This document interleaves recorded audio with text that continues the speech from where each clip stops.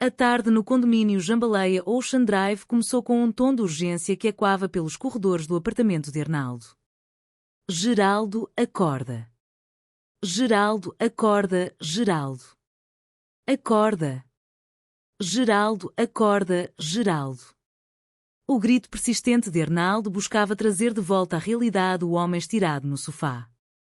Celinha, observando a cena com uma mistura de espanto e indignação, questionou o marido sobre o que estava acontecendo.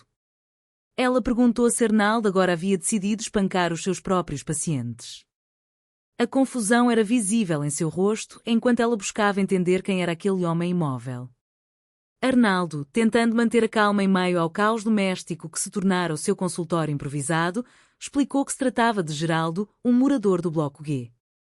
Segundo o protético, o paciente chegara extremamente nervoso e confessara ter tomado um tranquilizante.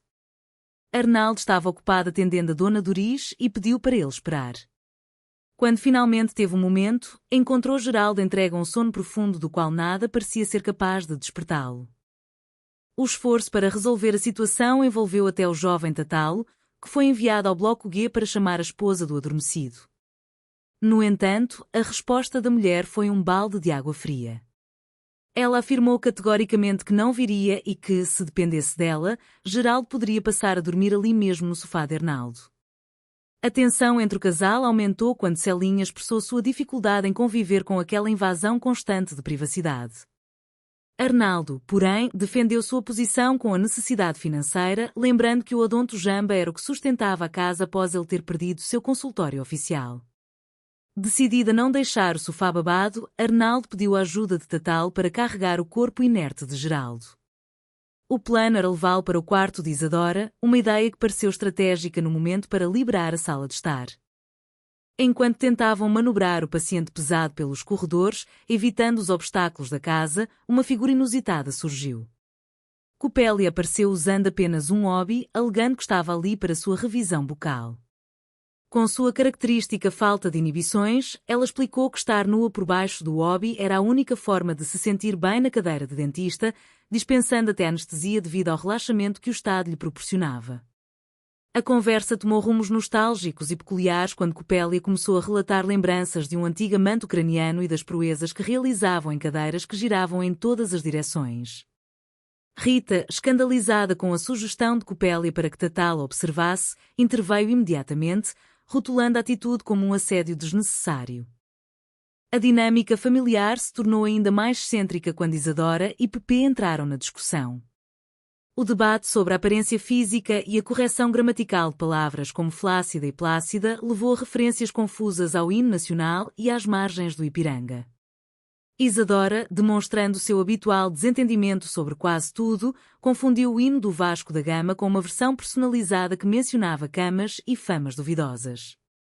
Mário Jorge, observando a filha, lamentou profundamente a sequência de mal-entendidos que pareciam definir a mente de Isadora, teorizando que uma febre alta na infância poderia ter causado sequelas permanentes em sua capacidade de compreensão. A trama se complicou quando Copélia e Isadora decidiram usar o computador no quarto para se mostrarem na internet, alegando que a câmara de Celinha havia sido sabotada com chiclete. Enquanto isso, Arnaldo tentava organizar um passeio ao cinema com Rita, na esperança de terem um momento como um casal normal. Contudo, os planos foram interrompidos pela chegada de Bozena, que parecia fisicamente abatida e mentalmente confusa. Ela soltou a bomba de que estava grávida, mas recusou-se a revelar a identidade do pai, citando o exemplo de uma antiga conhecida de Pato Branco que teve 26 filhos sem nunca nomear os progenitores.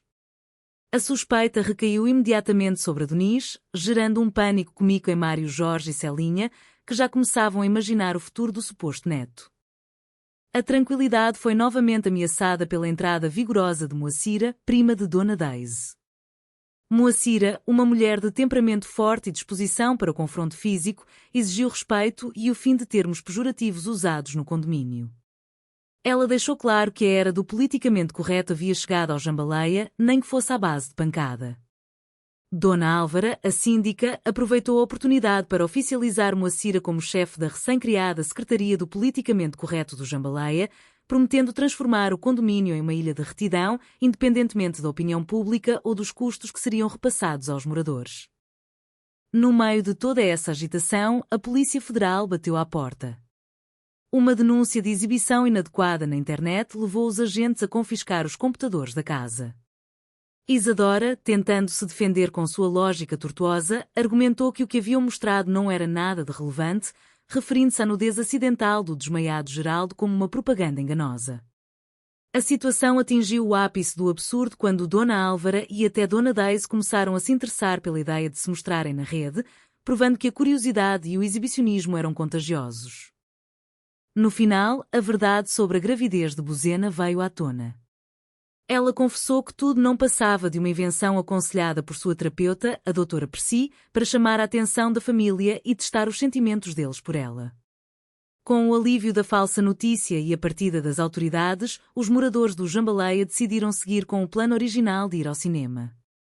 Entre discussões sobre filmes de cobras gigantes e a natureza predatória daquela família, eles aceitaram que, apesar de serem o resultado de uma experiência social muitas vezes caótica, a união deles era o que mantinha aquele lugar vivo. Arnaldo, Rita, Mário, Jorge e os outros seguiram em frente, prontos para a próxima confusão que certamente aguardava na volta do shopping, reforçando os laços de um amor peculiar e resiliente.